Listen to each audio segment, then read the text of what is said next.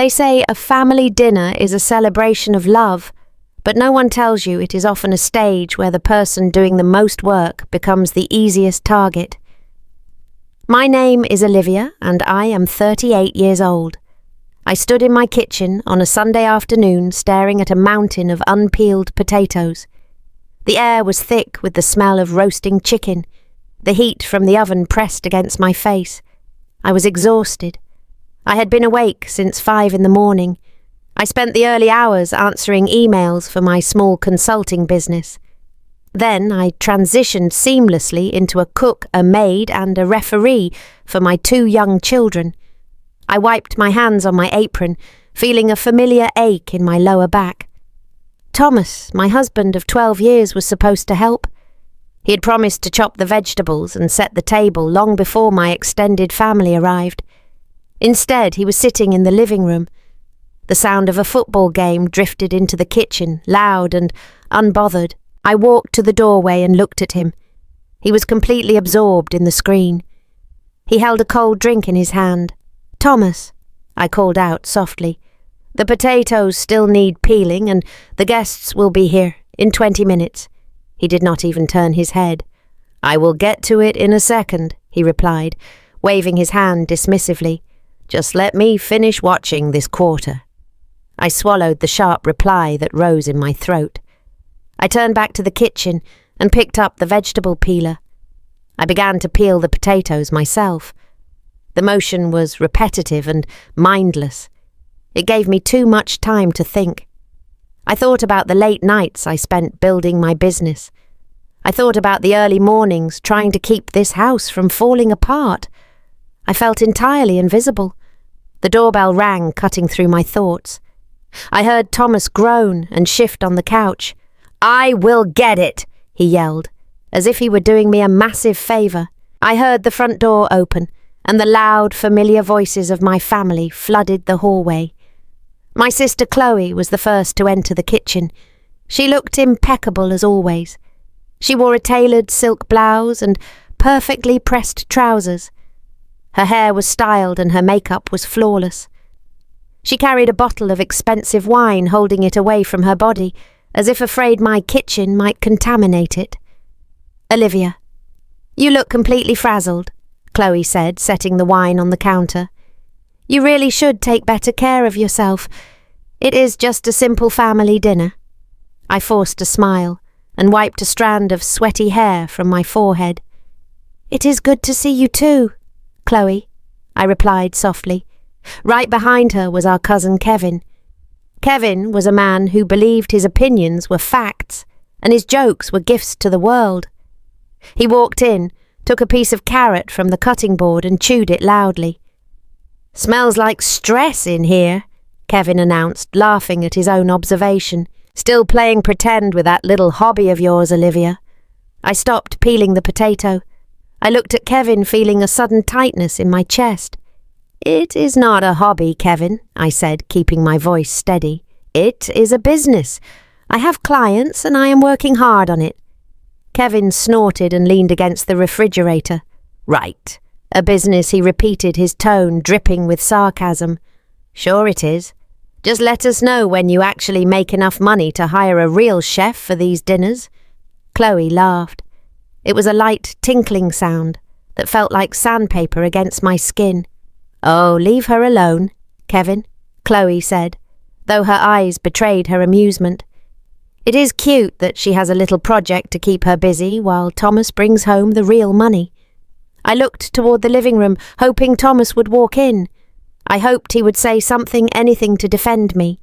I hoped he would remind them that I managed the entire household while building my own path. But the living room remained empty. The football game continued to blare. Thomas stayed silent, safe in his own comfort while I stood in the crossfire. I looked back down at the sink. The cold water ran over my hands, washing away the dirt from the potatoes. I wanted to scream.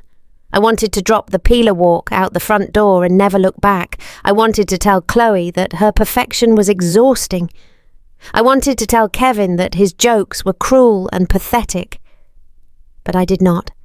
I took a deep breath, letting the cool air fill my lungs. I swallowed my frustration, pushing it down into a dark, familiar corner of my mind. I smiled again, a tight, practiced expression that hid everything I was truly feeling. "Dinner is almost ready," I said, my voice dangerously calm. "Why do you not both go sit in the dining room? I will bring the food out shortly." Chloe and Kevin exchanged a look victorious in their tiny battle. They turned and walked away, their laughter fading down the hall. I stood alone in the kitchen, listening to the sounds of my family settling in. I realised then with absolute clarity that keeping the peace was costing me my soul. The dinner dragged on for what felt like 3 hours. I served the roast chicken and the mashed potatoes, and the perfectly crisp green beans. I refilled wine glasses and wiped up spilled gravy and smiled when my mother complained about the draught in the room. Kevin spent the entire meal talking about his new car, while Chloe analysed her recent vacation to Italy. Thomas laughed at all the right moments, completely engaged in their stories. He did not notice that I had barely touched my own food. He did not notice that I was the only one standing up every 10 minutes to fetch more bread or extra napkins. When the final piece of pie was eaten, my family abruptly declared they were exhausted. They pushed their chairs back and stretched and thanked me for the lovely meal. Chloe gave me a quick, careless hug smelling of expensive perfume and wine. "We really must do this again soon," she said clearly, knowing she would never be the one to host. Kevin patted my shoulder, told me to keep dreaming big with my little hobby, and walked out the door.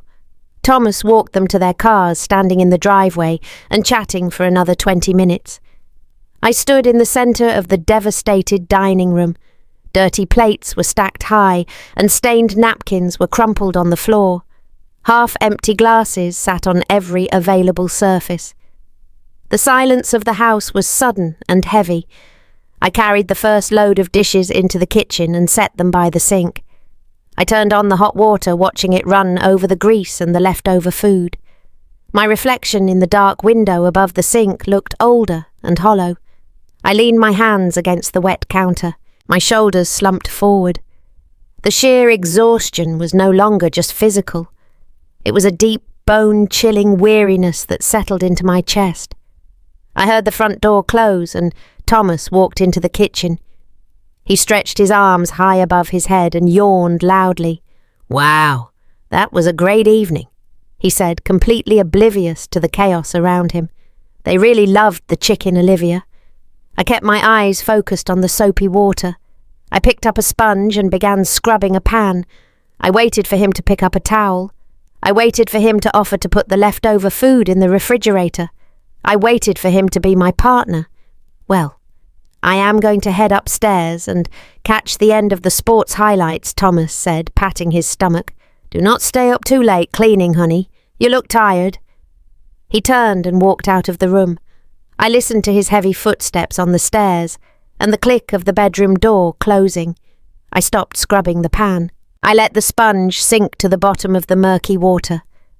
I stared at the empty doorway, feeling a cold, unfamiliar sensation spread through my stomach. It was not anger. Anger was hot and loud and demanded an immediate reaction. This was different. This was clarity. I looked at the mess surrounding me. I saw the physical proof of my invisible labour.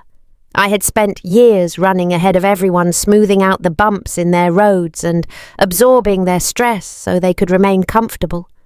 I had shielded Thomas from his own forgetfulness. I had smiled through the insults from Chloe and Kevin, protecting the fragile illusion of a happy family.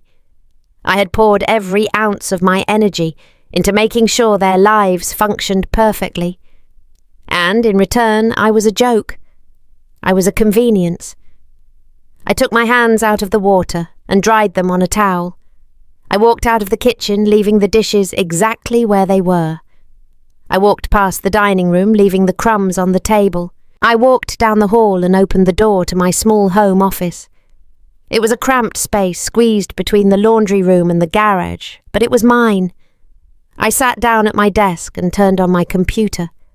The glow of the screen illuminated the dark room.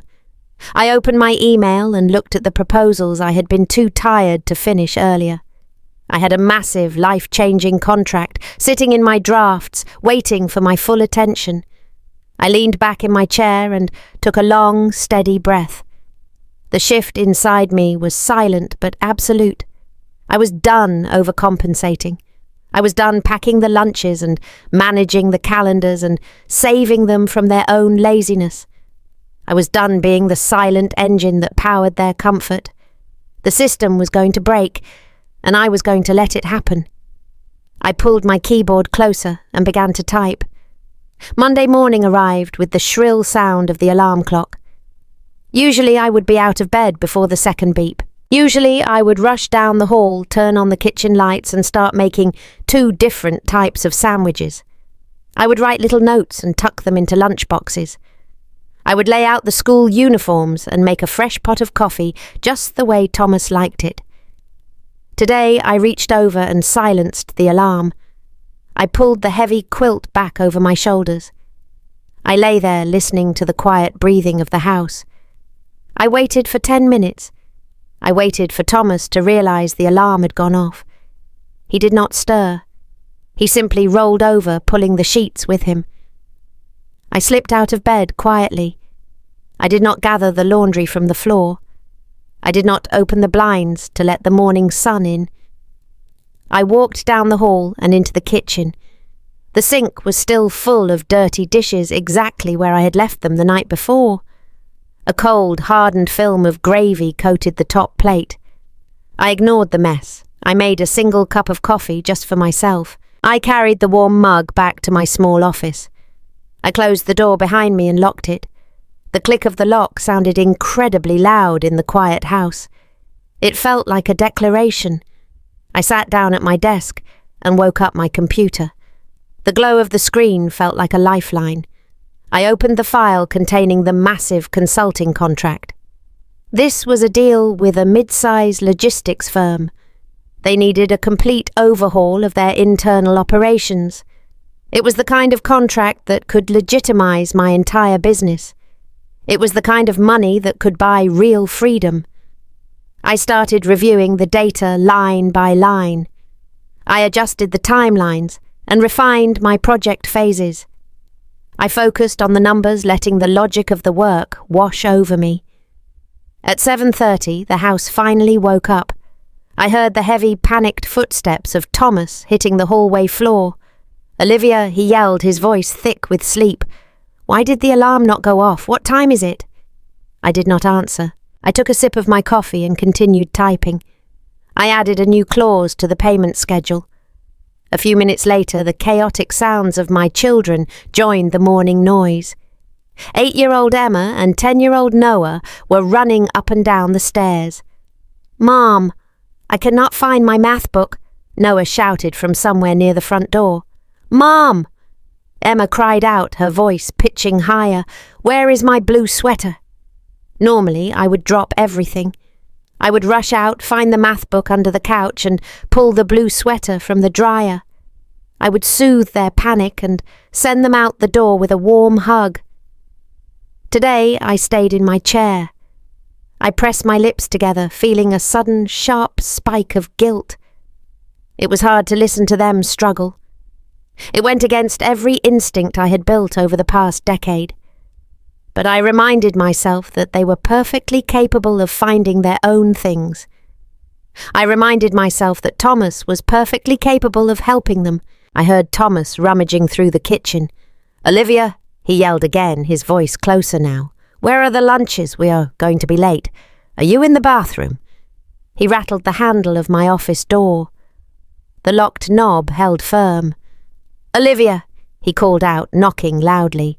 "What are you doing in there? We need to leave in 10 minutes and nothing is ready." I leaned away from my screen and looked at the closed door. I took a deep breath and let it out slowly. "I am working, Thomas," I said, my voice calm and clear. "Working?" he repeated, sounding entirely confused. "Right now. You need to come out here and help get the kids ready. There is no bread for the sandwiches and Noah needs a permission slip signed. The permission slip is on the kitchen counter. I replied, turning my eyes back to the computer screen. And you can give them money for the cafeteria today. I have a major proposal due and I cannot be interrupted. There was a long silence on the other side of the door. I could almost hear his brain struggling to process this new reality. This was not the script he was used to. "You've got to be kidding me," Thomas muttered, his voice dropping into a harsh whisper. "Fine, I will do it myself." He stomped away from the door. For the next 15 minutes, my office walls vibrated with the sounds of absolute domestic failure. I heard cabinets slamming. I heard backpacks unzipping loudly. I heard Thomas swearing under his breath as he tripped over a stray pair of shoes. Finally, the front door opened and slammed shut. The house fell completely silent again. I sat in my chair, staring at the locked door.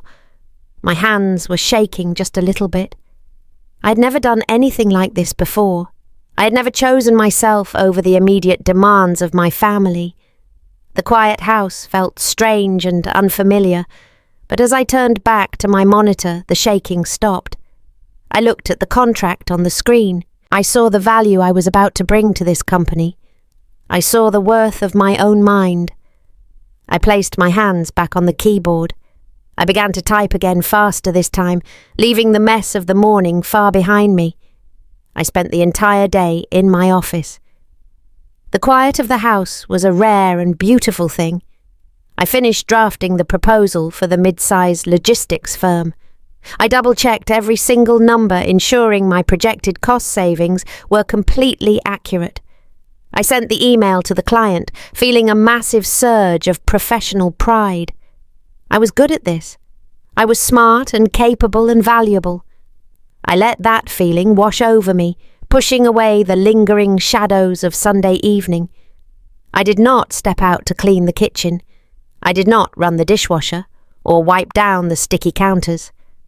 I let the Sunday mess sit right where it was. It felt strange to ignore the physical chaos of my own home. My hands twitched with the urge to tidy up, but I forced myself to stay seated. At 3:30, the front door burst open. The kids were home from school. They dropped their backpacks in the hallway, the heavy bags hitting the floor with a loud thud. They walked into the kitchen and stopped. I could hear their confusion. "Mom!" Noah yelled, his voice echoing in the empty space. "There are no snacks on the counter." I stepped out of my office just long enough to stand in the hallway. "You can make yourselves a peanut butter sandwich," I said, keeping my voice light but firm. "The bread is in the pantry." "But you always make us a plate," Emma whined, looking at me with large, confused eyes. "I know I usually do," I replied, offering her a gentle smile. "But today I am working. You are both old enough to spread peanut butter on bread. I will see you at dinner." I walked back into my office and closed the door. I listened to them grumble, but within a few minutes I heard the pantry door open. They were adapting. They were surviving without my constant intervention. At 6:00, the front door opened again. This time the footsteps were heavy and fast and angry. Thomas walked in. He did not call out a greeting. He marched straight down the hall, bypassing the kitchen entirely. He stood outside my open office door. His face was flushed red, his tie was pulled loose, and his jaw was clenched tight. "Olivia," he said, his voice loud and sharp. "Do you know what happened to me today?" I looked up from my computer screen and folded my hands on the desk. "No." "Thomas," I said calmly, "what happened?" "I missed the regional strategy meeting," he snapped, throwing his leather briefcase onto the floor. "I missed the most important meeting of the entire quarter because I thought it was scheduled for tomorrow. I walked into the office at 9 and my boss asked me where my quarterly presentation was. I looked like a complete idiot in front of the entire executive board. I'm sorry to hear that, I replied, keeping my expression entirely neutral. "That sounds incredibly stressful for you." He stared at me, his eyes wide with disbelief. "Sorry to hear that," he echoed, his voice rising in pitch. You are supposed to remind me, Olivia. You always check the shared family calendar on Sunday nights. You always tell me when I have an early morning meeting on Monday. Why did you not tell me this morning? I leaned back in my desk chair. Because I was busy working, Thomas, I said. I was focused on my own business and my own deadlines. Your business, he scoffed, waving his hand in the air with deep frustration. You were locked in here playing around on your computer, and you let me walk out of the house completely blind. You know I rely on you to keep my schedule straight. My job pays the mortgage, Olivia. My job matters. I took a deep breath and let it out slowly. I am your wife, Thomas. I said, my voice steady and unwavering. I am not your executive assistant. I am not your secretary. I have my own work and my own important clients. Your calendar is on your own phone. You are a grown man and you are entirely capable of checking your own schedule. He stepped back as if I had physically struck him in the chest. He opened his mouth to speak, but no words came out. He looked around my small office, searching for an argument that made sense to him. He was completely disarmed. The old rules, the ones where I took the blame for his shortcomings, no longer applied. You did this on purpose, he finally said, his voice dropping to a low, accusing whisper. You are mad about what Chloe and Kevin said yesterday, and you are punishing me for it. I am not punishing you, Thomas, I replied, refusing to look away from his angry gaze. I am simply stopping. I am stopping the endless cycle of doing everything for you, so you never have to take responsibility for your own life. If you missed your meeting, that is entirely on you. I did not hide your phone, and I did not change your calendar. He stared at me for a long moment. The anger in his eyes slowly mixed with a deep, unsettling confusion. He did not know how to handle this version of me. He was used to the Olivia who apologized constantly and who immediately tried to fix his mistakes to smooth over his bad moods. This is ridiculous, he muttered, shaking his head. You are acting completely irrational. He turned around and walked away, his footsteps heavy and loud on the hardwood floor. I sat in the quiet of my office, listening to him slam a cabinet door in the kitchen. I did not chase after him. I did not offer to make him dinner to ease his bad day. I turned back to my computer screen, feeling a strange new sensation blooming in my chest. It was the feeling of taking my own power back, one uncomfortable boundary at a time. The next morning, I walked into a small coffee shop downtown. The bell above the door chimed lightly. The air smelled of roasted beans and warm pastries. My friend Rachel was already sitting at a corner table. She held a steaming mug between her hands. Rachel was the only person in my life who truly understood me. She was a graphic designer and a fellow small business owner. We had met 5 years ago at a local networking event. I slid into the chair across from her. I let out a long, heavy breath. I felt the tension in my shoulders finally begin to loosen. Rachel looked at me closely. She tilted her head, studying my face. You look entirely different today, Olivia, Rachel said, taking a sip of her coffee. You look exhausted, but somehow lighter. What exactly happened? I ordered a black coffee from the passing waitress.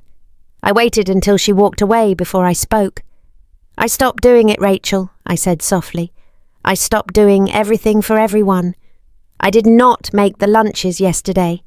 I did not remind Thomas about his regional meeting. I let the entire system break down. Rachel widened her eyes in complete surprise. She set her mug down on the wooden table. You actually let Thomas miss a meeting? She asked, a small, proud smile forming on her lips. How did he react? He was furious, I replied, staring out the cafe window. He blamed me, of course. He told me I was irrational and that my business was just a distraction. But Rachel, I did not apologize. I did not try to fix it. I just looked at him and told him to manage his own calendar. Rachel reached across the table and squeezed my hand. I am so proud of you, Olivia, she said warmly. It is about time. You have been carrying that man for over a decade. I looked down at the table, feeling a sudden wave of raw emotion. I traced the edge of my coffee cup with my finger. It did not start out this way, I whispered. When we first got married 12 years ago, it was just small things. I would pick up his dry cleaning because I was driving past the store. I would pay the bills because I was already sitting at the computer. I did it out of love. I wanted to make his life easier. I took a deep breath and continued. But then, the small things became the expected things. The expected things became my permanent duties. When Emma and Noah were born, the mental load just exploded. Suddenly, I was the only one who knew the pediatrician phone number. I was the only one who knew what size shoes the kids wore. I became the manager of our entire existence. And Thomas just stopped trying. He became a guest in his own home. Rachel nodded slowly, her expression full of deep empathy. The silent shifts, she said. The ones that happen so slowly, you do not even realize you are drowning until you cannot breathe. Exactly, I agreed, feeling a sharp sting in my eyes. And the worst part is how my family treats me. They look at my consulting work like it is a cute little craft project. They do not see that my business is my true lifeline. It is the only place in my life where I am not just a mother or a wife or a maid. It is the only place where my brain is deeply respected. When I close my office door, I am valuable. I solve real problems. I am simply Olivia. I drank my coffee, letting the bitter warmth ground my racing thoughts. I told Rachel about the massive contract I had just sent to the logistics firm. I told her how hard I had worked on the proposal while my husband threw a tantrum outside my door. Rachel beamed with genuine fierce pride. "You are building an empire, Olivia," she said firmly. "And you are doing it in the margins of a life that demands everything from you. Do not ever let Thomas or Chloe or Kevin make you feel small. They are comfortable because you made them comfortable. Let them be uncomfortable for a while." I smiled back at her, feeling a deep sense of immense gratitude. The conversation shifted to her current design projects. We talked for another hour, sharing our goals and our quiet struggles. Sitting across from Rachel, I felt seen. I felt validated. I was not crazy for wanting more than a life of silent servitude. When I finally left the coffee shop, the morning sun was shining brightly. The cold air felt refreshing against my skin. I walked back to my car, feeling stronger than I had in years. I knew the road ahead was going to be difficult. I knew Thomas would resist the changes, and my extended family would continue to mock me. But the quiet protest had officially begun, and I was not going to stop. I sat in my car, and my phone immediately began to buzz inside my purse. I pulled it out and looked at the glowing screen. It was my sister Chloe. She was calling me right in the middle of the workday. A familiar knot of dread formed in my stomach. Usually I would answer on the first ring, ready to solve whatever minor inconvenience she was currently facing. Today I took a deep breath. I stared at the ringing phone, deciding exactly how the new Olivia would handle this interruption. I let the phone ring 3 times before I finally pressed the green button and brought the device to my ear. I stared out the windshield of my car, watching the morning traffic pass by. "Hello, Chloe," I said calmly. "Olivia, finally." Chloe sighed loudly, sounding as if I'd kept her waiting for hours. "Listen, I need a massive favour from you right now. I am sitting at the salon and my colourist is running 45 minutes behind schedule. I need you to run across town to the boutique on Elm Street. They are holding a blue silk dress for me, and I absolutely need it for a dinner party tonight." I closed my eyes and leaned my head back against the cold leather seat. This was a classic Chloe request. She viewed my flexible working hours as a personal concierge service. She assumed my time belonged to her whenever she mismanaged her own schedule. In the past, I would have panicked immediately. I would have abandoned my work, driven across town in rush-hour traffic, and delivered the expensive dress to her doorstep, apologizing for any delay. I would have sacrificed my own productivity to ensure she looked perfect for her friends. I cannot do that today, Chloe, I said, keeping my voice perfectly steady and even. I am working. There was a sharp, sudden pause on the other end of the line. The background noise of the hair salon seemed to amplify in the heavy silence. The sound of blow-dryers and distant chatter buzzed against my ear. "What do you mean you are working?" Chloe asked, her tone dripping with intense disbelief. "It is Tuesday afternoon, Olivia. You work from your laptop in your messy guest room. Just bring the laptop with you in the car and do your little spreadsheets from the parking lot. The boutique closes at 5 and I absolutely cannot leave this chair right now. My roots are a disaster." I took a slow, deep breath, letting the cool air fill my lungs. I felt the familiar, deep-rooted urge to comply rising in my chest. It was an old, trained reflex built from decades of wanting my older sister to approve of me. I wanted to keep the peace. I wanted to avoid her sharp, biting criticism. But then I thought about my massive proposal. I thought about the mid-size logistics firm and the life-changing contract sitting safely in my outbox. "I do not do little spreadsheets, Chloe," I replied, enunciating every single word carefully. "I run a consulting business. I have 3 major client calls scheduled this afternoon, and I am not cancelling them to pick up your dinner party dress." "Olivia, do not be difficult," Chloe snapped, her voice rising in genuine frustration. "This dinner party is incredibly important for my husband. He is trying to land a new senior partner at his law firm. You know how stressful this networking is for me. I just need one simple tiny favour, and you are acting like I asked you to move mountains. You are always so dramatic. It is not a simple favour, Chloe," I said, feeling my posture straighten inside the car. "It is over an hour of driving, and it interrupts my entire workday. You are perfectly capable of calling the boutique yourself and asking them to hold the dress until tomorrow morning, or you can hire a local delivery service to bring it to you, but I am not doing it. I am not your personal assistant." The line went completely silent again. This time the silence was heavy and it was deeply angry. When Chloe finally spoke again, her voice was cold and sharp as glass. "I cannot believe how incredibly selfish you are being right now," Chloe said, her words echoing in my small car. "You sit at home all day pretending to be some high-powered executive while the rest of us actually have real demanding responsibilities. Thomas is out there working a real job to support your little lifestyle. The least you could do is help out your own family when we're in a tight bind." Her words were designed to hurt me.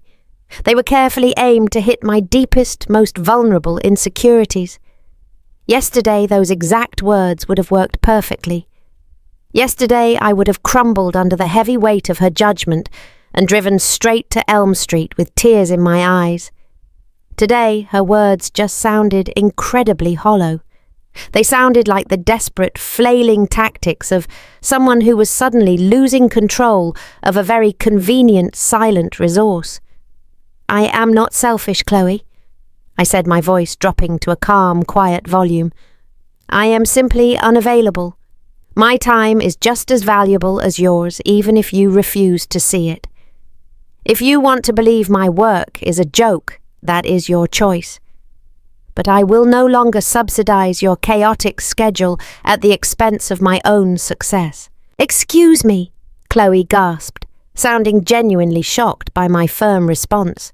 "Who do you think you are talking to right now?" "I am talking to my sister," I said simply. "I will see you at the next family dinner, Chloe. Have a good afternoon." I did not wait for her to respond. I pulled the phone away from my ear and pressed the end call button. The screen went dark and the quiet peace of the car returned. My heart was hammering wildly against my ribs. My palms were sweating and my hands were shaking just a little bit. I dropped the phone onto the empty passenger seat and gripped the steering wheel, taking short, shallow breaths. I had never spoken to my older sister that way before. I had never hung up on her. I had never refused a direct, demanding request without offering a dozen grovelling apologies to soften the blow. I sat in the coffee shop parking lot for 10 long minutes, waiting for the terrible anxiety to subside.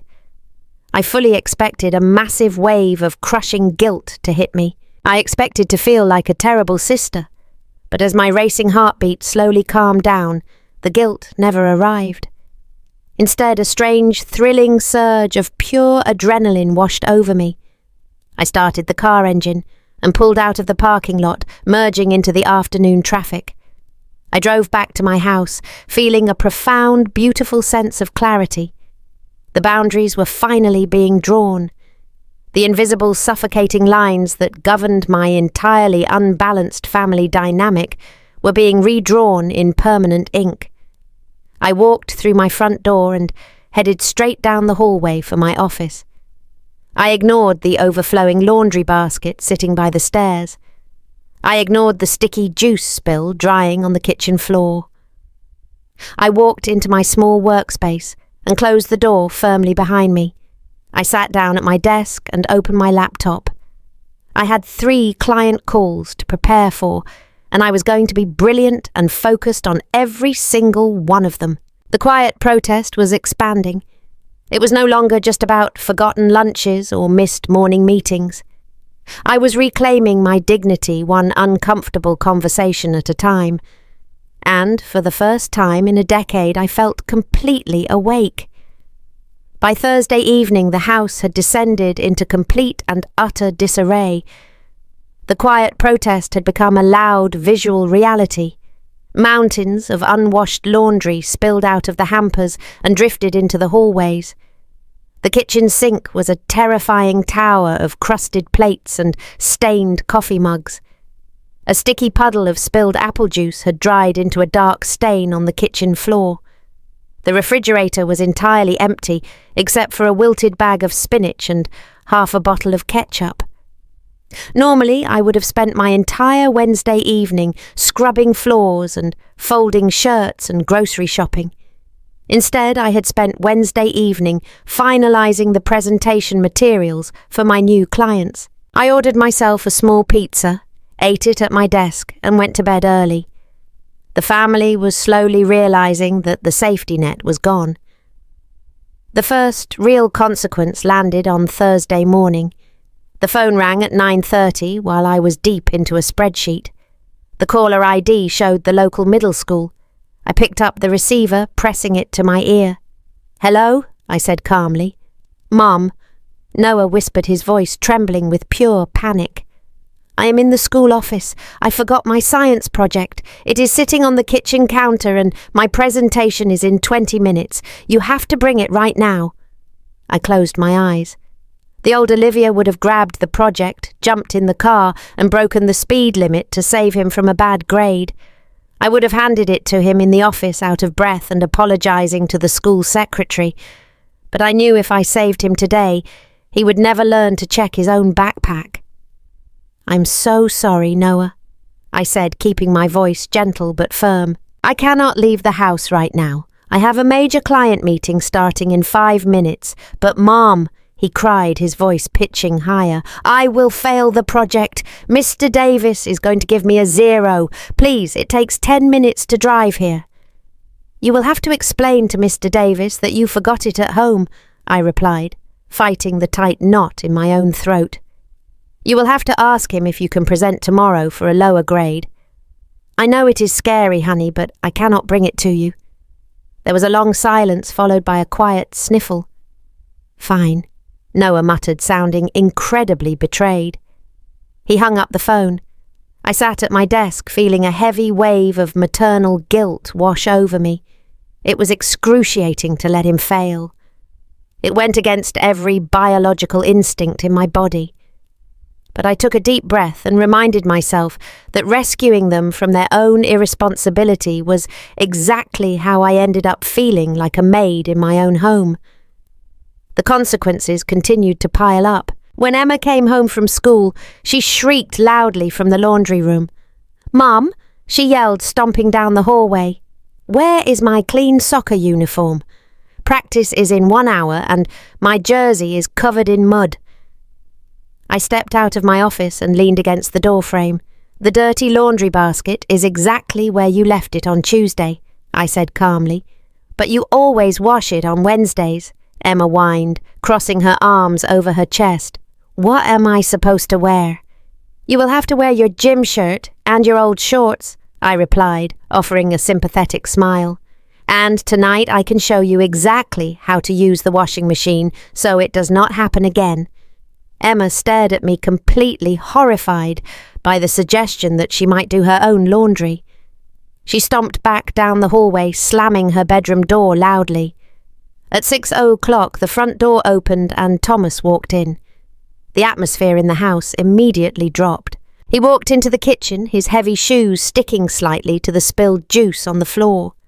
He opened the empty refrigerator, stared inside for a long moment and slammed it shut. He turned around, looking at the towering pile of dirty dishes. He looked at the overflowing trash can. He marched down the hallway toward my office, his face twisted in a mask of pure frustration. "What is going on around here?" Olivia Thomas demanded, standing in the doorway. "The house looks like a complete disaster zone. There is absolutely no food in the fridge, and I do not have a single clean dress shirt for tomorrow." I looked up from my laptop, slowly taking off my reading glasses. "I'm not sure, Thomas," I said, my voice deliberately mild. "Have you tried doing a load of laundry? The machine works exactly the same for both of us." "Do not play games with me," Thomas snapped, his voice echoing in the small room. "You have been sitting at home all week. You have had plenty of time to run to the grocery store and throw a load of clothes in the wash. What exactly have you been doing all day?" "I have been working, Thomas," I said, pointing to my computer screen. "I am running a business. My time is occupied." He let out a loud, mocking laugh. "Working," he repeated, dragging out the word with deep sarcasm. "Right. You are playing with your little hobby while our entire life falls apart. This little protest of yours is pathetic, Olivia. You are punishing your own children just to prove some ridiculous point. Noah got a failing grade today because you were too stubborn to bring him his project." I felt a flash of hot anger ignite in my chest, but I kept my face entirely still. "I did not punish Noah," I replied calmly. "I let him experience the natural consequence of his own actions.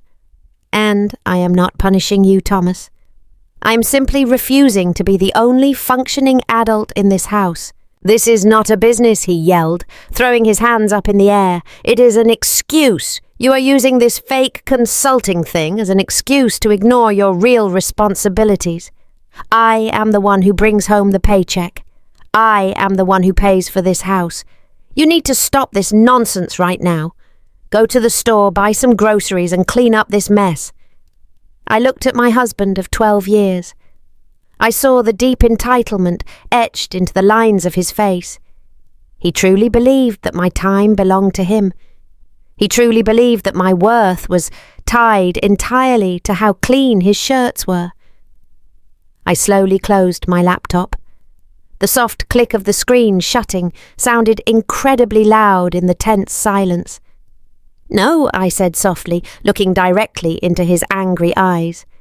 "Excuse me?" he asked, leaning forward, his eyes wide. "No," I repeated louder this time.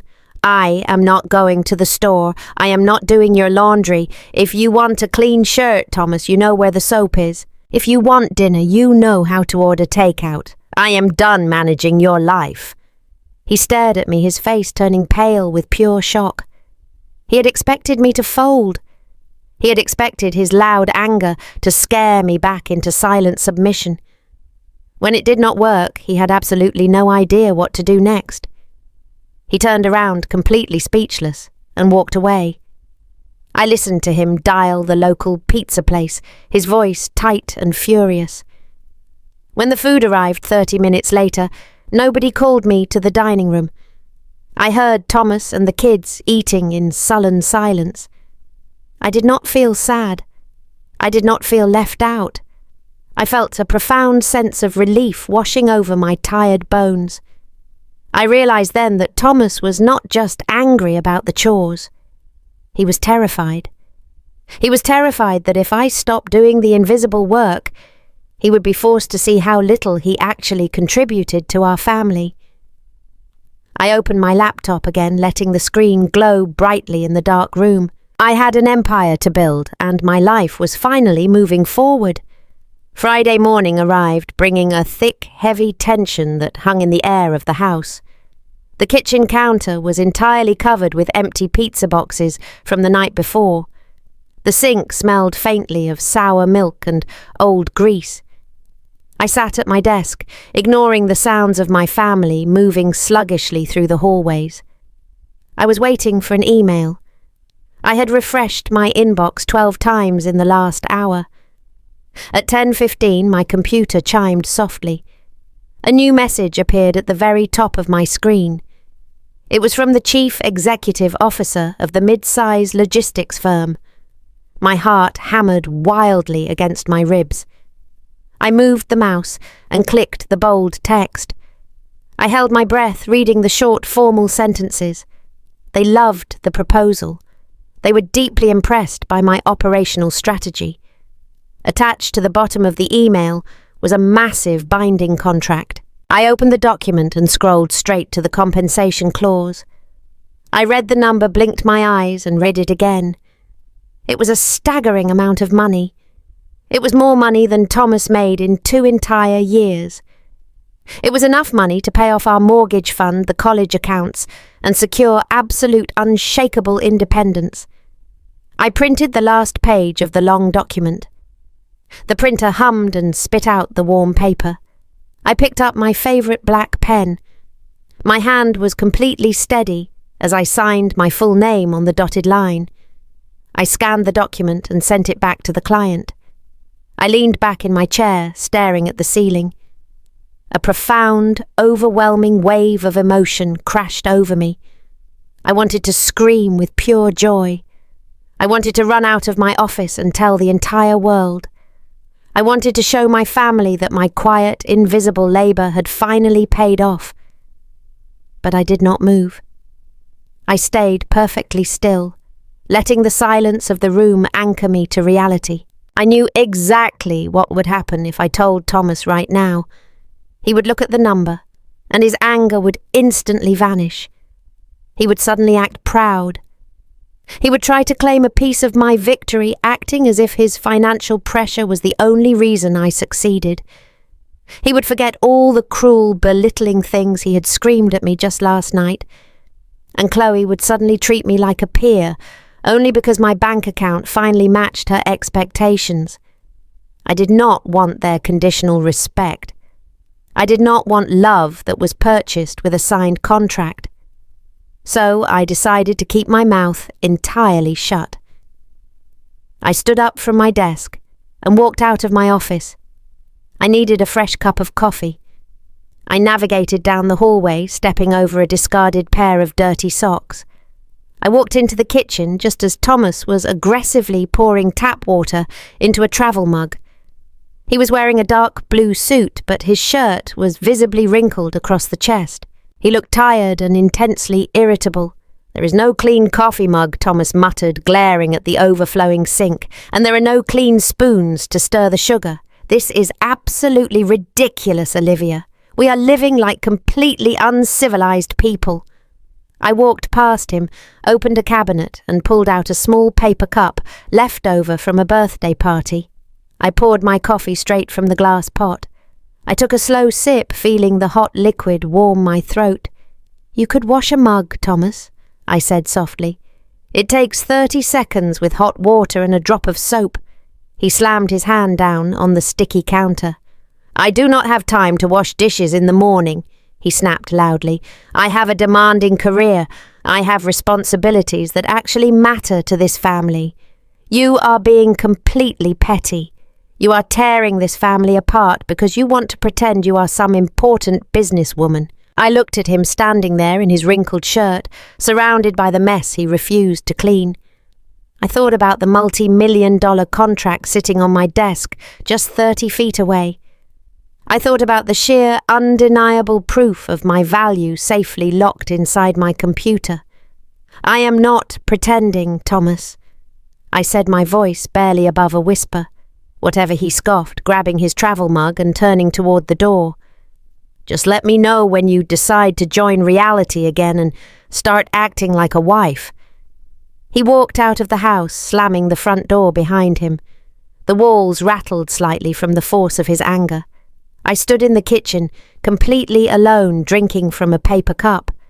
The distance between us had never felt wider. We were standing in the exact same house, but we were living in two entirely different realities. He saw a failing, stubborn housewife who was neglecting her duties. I saw a successful, powerful woman who had just built her own empire. I felt a strange, quiet peace settle deeply into my bones. Let them underestimate me. Let them mock my messy house and my locked office door. The truth was my shield, and I did not need their permission to hold it. Over the next few days, the silent war continued. Thomas refused to speak to me unless it was absolutely necessary. He ordered takeout every single night, eating in front of the television, leaving his greasy boxes on the coffee table. The kids were confused and increasingly whiny, but they were finally learning to pack their own snacks and find their own shoes. I worked quietly and relentlessly. I began onboarding my new massive client. I hired 2 part-time assistants to help manage the heavy workload. I built my business while my family stumbled blindly through the domestic ruins. The stage was slowly being set for a massive collision. The holidays were approaching and the entire extended family was scheduled to arrive at our messy, fractured home. The silence was going to break, and I was finally ready to let it shatter. Thanksgiving morning arrived with a cold, grey sky. For the last 12 years, the 4th Thursday of November was a marathon of domestic perfection. I usually woke up at 4 in the morning. I would stuff the turkey, polish the silver, and arrange fresh, expensive centerpieces on the dining table. I would ensure every single surface in our home was completely spotless. This year, I woke up at 8 o'clock. I stayed in my warm bed for an extra hour. I listened to the chaotic, heavy footsteps of my husband downstairs. Thomas had realized entirely too late that I was not going to save the holiday. He had spent his Wednesday evening rushing through a crowded grocery store, buying pre-cooked foil trays of sliced turkey and instant mashed potatoes. I walked downstairs just before noon. The house was not perfectly curated. It was, in fact, a complete, embarrassing disaster. A thick layer of dust coated the living room mantel. The children had left a massive pile of colourful plastic toys in the centre of the rug. The throw pillows were thrown haphazardly across the floor. The hallway mirror was smudged with tiny, sticky fingerprints. Thomas was standing in the kitchen, frantically tearing the foil lids off the grocery store containers. He was sweating through his nice blue button-down shirt. He looked up at me, his eyes wide and filled with a frantic, furious energy. "Are you seriously not going to help me?" Thomas hissed, aggressively shoving a plastic serving spoon into a mound of gelatinous cranberries. "They will be here in 20 minutes, Olivia. The house looks like a complete garbage dump." I poured myself a glass of sparkling water. I leaned against the counter, completely unbothered by his panic. "I told you 3 weeks ago, Thomas," I said calmly, "that I was not hosting Thanksgiving this year. You decided to invite them anyway. This is your event to manage." He gritted his teeth, his jaw muscles popping with intense stress. "You are doing this to humiliate me," he whispered, glaring at my relaxed posture. "You want my family to think I am a complete failure." I took a slow sip of my water. I do not control what they think, Thomas, I replied. I only control my own time, and my time is no longer available for your convenience. The doorbell rang, cutting through the thick, hostile air. It was exactly 2:00. Thomas froze, staring at the front door with a look of pure, unadulterated dread. He wiped his sweaty forehead with the back of his hand. He took a deep, shaky breath and walked down the hallway to open the door. I stayed in the kitchen, listening to the loud, familiar voices flood the entryway. My sister Chloe was the first one to speak. "Happy Thanksgiving." Chloe sang out, her voice echoing in the small space. "We brought a lovely vintage wine and a completely organic gluten-free pie." Then the silence hit. It was a sudden, sharp drop in the conversation. I knew exactly what she was seeing. She was seeing the dirty shoes scattered across the floor. She was seeing the towering stack of unpaid bills sitting on the entryway table. "Oh," Chloe said, her voice dropping an octave, losing all of its forced cheer. "Did we arrive too early, Thomas? The place looks a little unsettled." No, Thomas stammered quickly, his voice high and unnaturally bright. "Come on in. It has just been a very, very busy week. You know how it is. We are going for a more casual vibe this year." "Right?" Kevin drawled loudly, walking past them into the living room. "Casual. I see we are using the floor as a closet today. Very avant-garde, Thomas." I walked out of the kitchen and stepped into the living room. Chloe was wearing a stunning emerald green dress. She held her expensive coat tightly against her chest, as if she were afraid to set it down on my dusty furniture. Kevin was wearing a sharp, tailored suit, looking around the room with a wide, mocking smirk on his face. "Hello, Chloe," I said softly, standing near the doorway. "Hello, Kevin. Happy Thanksgiving." Chloe turned her sharp eyes toward me. She looked me up and down, taking in my simple, comfortable sweater and my unstyled hair. "Olivia," she said, forcing a tight, painful smile. "You look very relaxed today." I am," I replied, holding her gaze without a single ounce of apology. The tension in the room was incredibly thick. It felt heavy and suffocating, like a thick blanket wrapped tightly around my chest. Thomas was rushing back and forth between the kitchen and the dining room, clattering plates and sighing loudly, to ensure everyone knew he was doing all the hard work. Chloe delicately pushed a pile of mail away from the edge of the sofa before perching on the very edge of the cushion. Kevin stood by the window, swirling his drink and watching me closely. He was waiting for the perfect moment to drop a cruel joke. He was waiting for me to start running around apologizing for the mess and offering them appetizers on a silver platter. But I just sat down in the comfortable armchair. I crossed my legs and took another sip of my water. I watched my husband struggle to manage the invisible load I had carried for 12 long years. I watched my family squirm in the profound discomfort of an imperfect house. The holiday had barely begun, but the polished facade was already cracking under the immense weight of the messy truth. Thomas practically ran into the living room carrying a plastic tray of cold store-bought vegetables. He set it down hard on the wooden coffee table. A few cherry tomatoes rolled off the edge and landed on the dusty rug. He let out a loud, frustrated sigh and sank into the couch beside Chloe. Chloe looked at the plastic tray with a mixture of pity and profound disgust. She picked up a single dry carrot stick between her perfectly manicured fingers. She did not take a bite. Instead, she turned her sharp gaze entirely upon me. "Well, Olivia?" Chloe began, her voice dripping with artificial sweetness.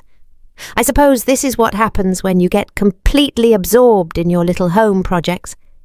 You just lose track of the important things like maintaining a proper household." I sat quietly in my armchair. I rested my hands gently in my lap. "I am focused on my business, Chloe," I said calmly.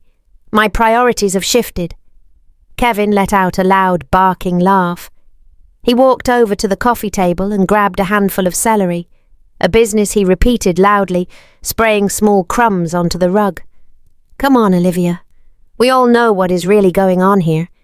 You are playing CEO in the spare bedroom while poor Thomas here is left to handle the actual adult responsibilities.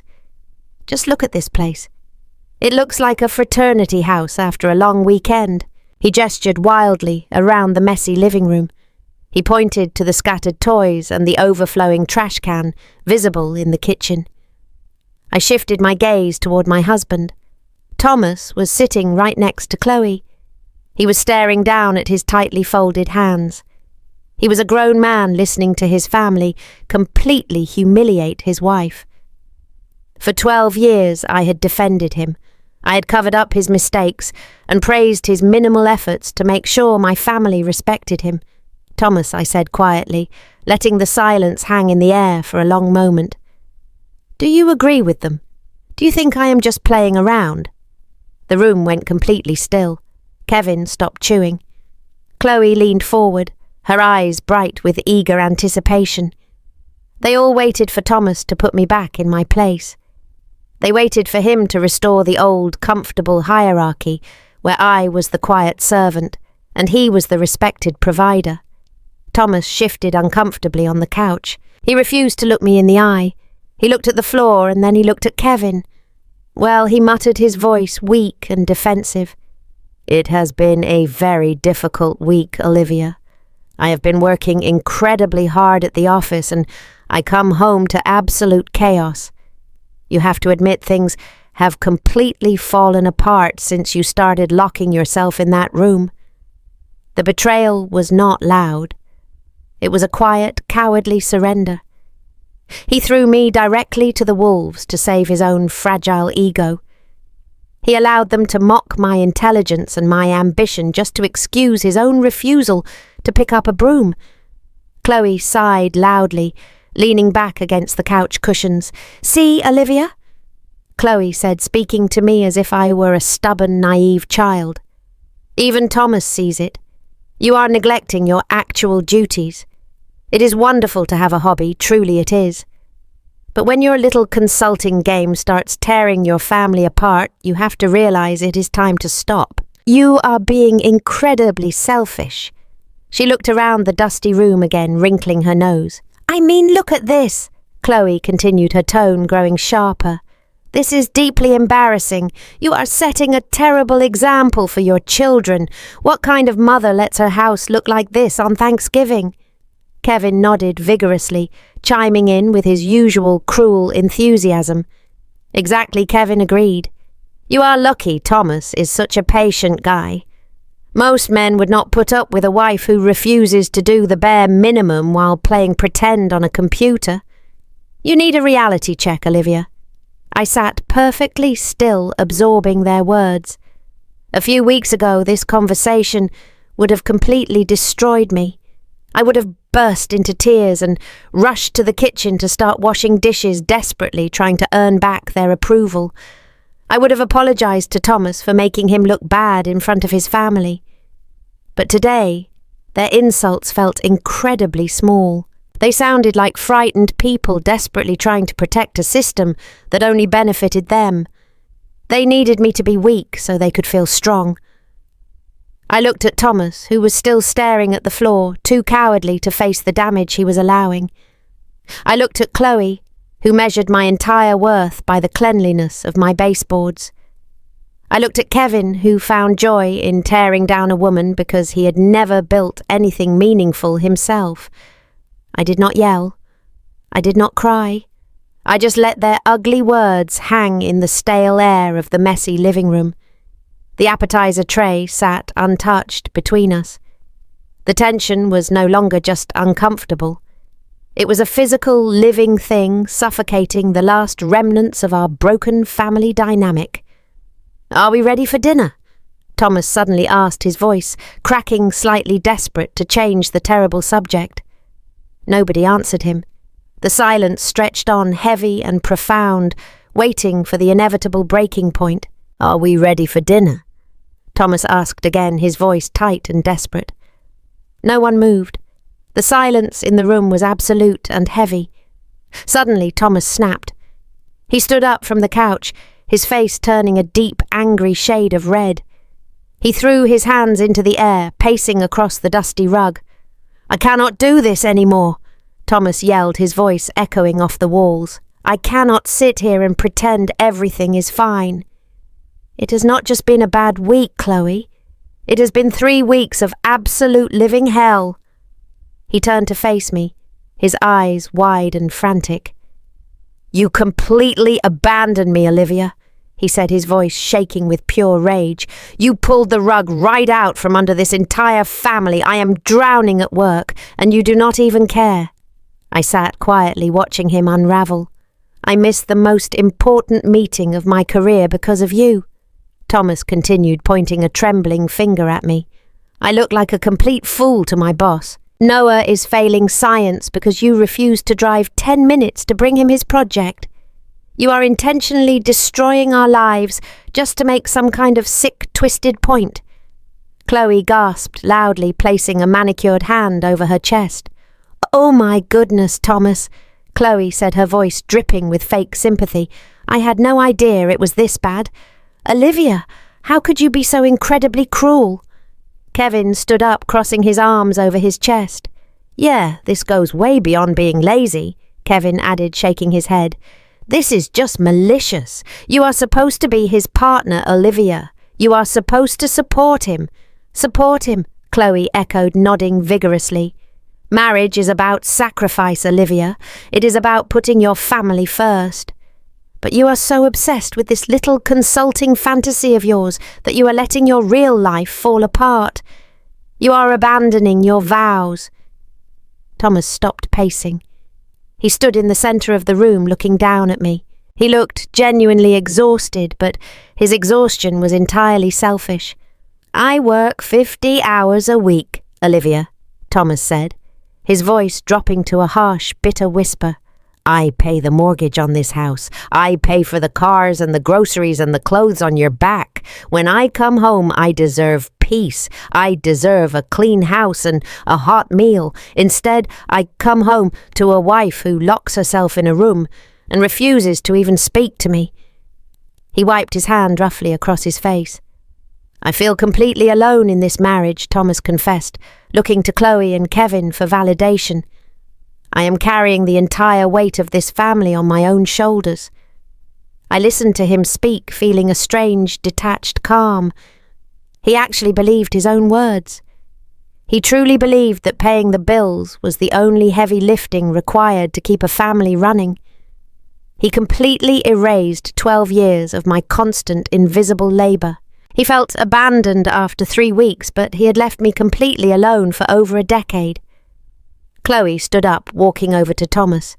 She placed a gentle, comforting hand on his shoulder. "We are so sorry, Thomas," Chloe said, shooting a vicious glare in my direction. "You do not deserve this. You are a good provider and a good father. Olivia has just lost her mind." Kevin walked over and patted Thomas on the back. "Do not worry, man," Kevin said. "She will snap out of it eventually. She just needs to realize she cannot survive without you." The 3 of them stood together in the center of my living room. They formed a united, self-righteous front. They had completely rewritten the narrative of my entire life. In their version of the story, I was the villain. I was the crazy, selfish wife who ruined Thanksgiving and neglected her poor, hard-working husband. I looked up at the wooden staircase. I saw Emma and Noah peeking through the banisters. Their eyes were wide and frightened by the loud yelling.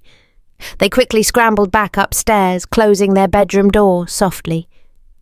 The sight of my terrified children broke the strange, detached calm I had been holding on to. The quiet protest was officially over. It was time to speak the absolute truth. It was time to tear down their comfortable fictional story and show them exactly who had been carrying them all along. I stood up from the armchair slowly and deliberately. I did not rush. I smoothed the wrinkles out of my comfortable sweater. I looked at the 3 of them standing in the center of the messy living room, bonded together by their shared outrage. They stopped talking as soon as I stood. They waited for my apology or my tears. They were ready to accept my surrender and return to the comfortable world where I carried all the weight. "I am not going to yell at you, Thomas," I said, my voice incredibly calm and steady. My words cut through the heavy air, clear and sharp. "I am not going to throw a tantrum, or cry, or apologize. I just want you to listen for the very first time in 12 years.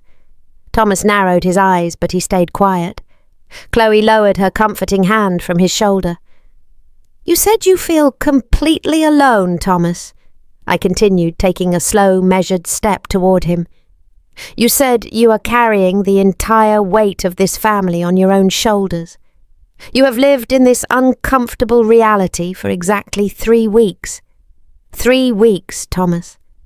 You missed one single meeting and you had to buy a plastic tray of turkey from the grocery store. You had to look for your own clean shirts, and you had to realize your children have actual daily needs." I paused, letting him absorb the pathetic reality of his own complaints. "And it completely broke you," I whispered, staring directly into his frightened eyes. 3 weeks of carrying your own weight brought you to your breaking point. Now I want you to imagine doing it for 12 years. The room was absolutely silent. Kevin shifted his weight, suddenly looking down at the dusty rug. "For 12 years, Thomas the Sigh said, my voice growing slightly stronger, but never losing its calm control. "I have been the invisible engine running your entire life. I remembered the birthdays and the doctor appointments and the allergies. I knew exactly when we were running low on milk, and I knew exactly how to fold your lucky blue tie. I managed the entire emotional climate of this household. When you were stressed, I made the house quiet. When you were angry, I smoothed everything over so the kids would not feel the tension. I absorbed every single drop of chaos before it could ever reach you." Thomas opened his mouth to speak, but I held up my hand, stopping him instantly. "Do not interrupt me," I said firmly. "You claimed you provide for this family because you pay the mortgage. You bought the house, Thomas, but I made it a home, and I did it completely alone. You were not my partner.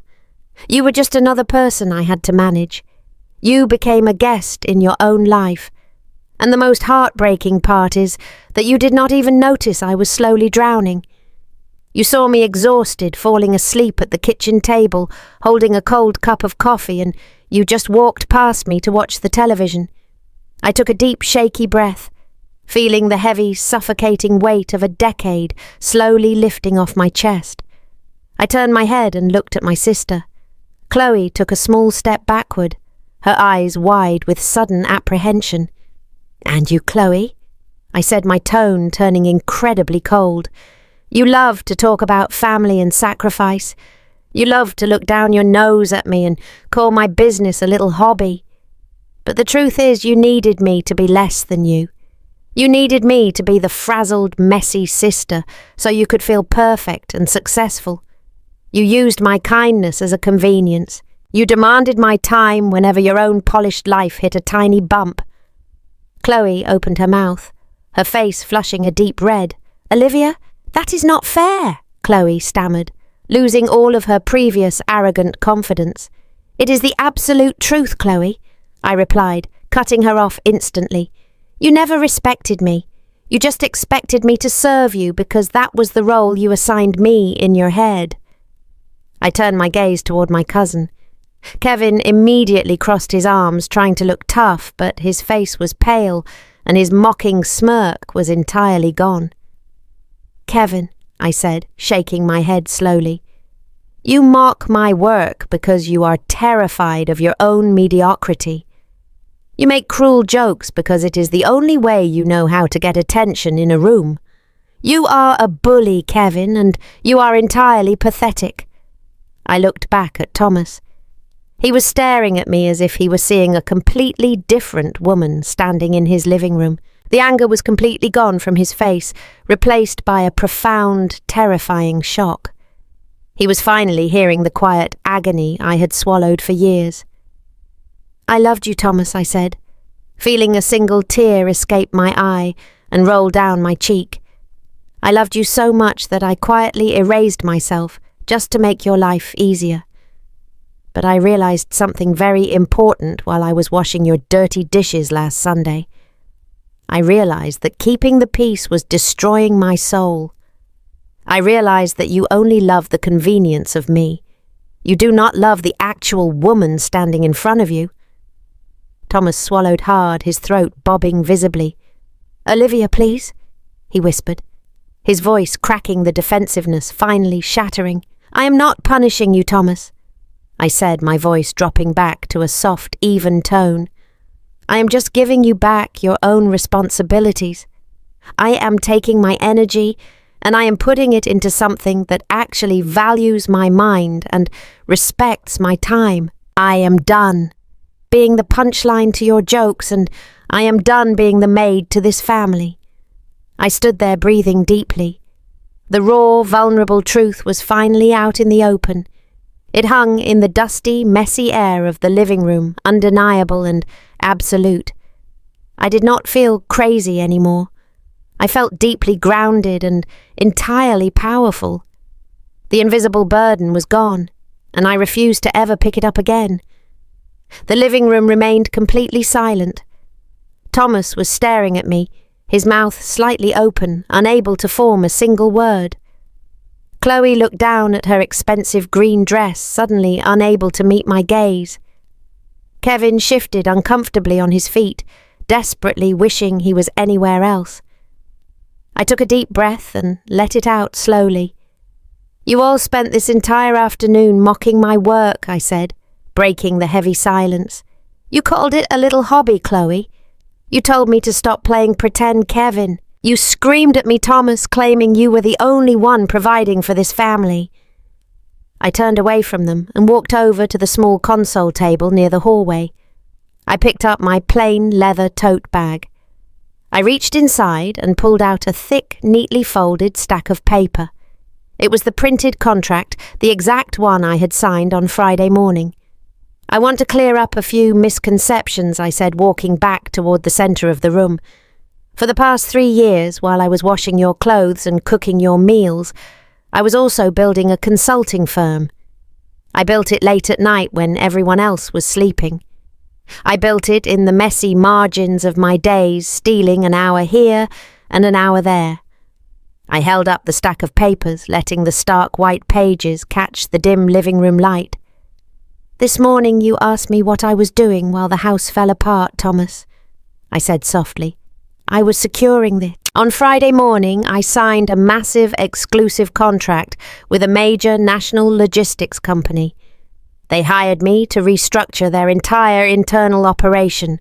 Chloe frowned, her perfectly arched eyebrows pulling together in deep confusion. "What does that mean, Olivia?" Chloe asked, her voice tight and uncertain. "It means, Chloe, that my little hobby just became a highly profitable enterprise," I replied smoothly.